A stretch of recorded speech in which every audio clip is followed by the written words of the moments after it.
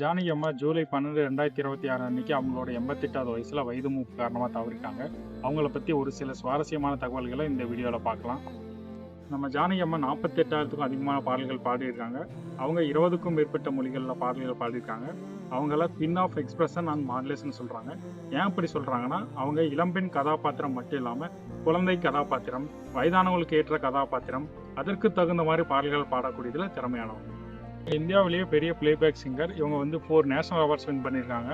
அது மட்டும் இல்லாமல் நிறைய ஸ்டேட் அவார்ட்ஸும் வின் பண்ணியிருக்காங்க. இவங்க நம்ம இசைஞானி இளையராஜா சார், எஸ்பிபி சாரோடலாம் சேர்ந்து நிறைய ஹிட் பாடலும் பாடியிருக்காங்க. 2013 அவங்களுக்கு பத்மபூஷன் விருது அனௌன்ஸ் பண்ணாங்க. ஆனால் அவங்க அதை ஏற்க மறுத்துட்டாங்க.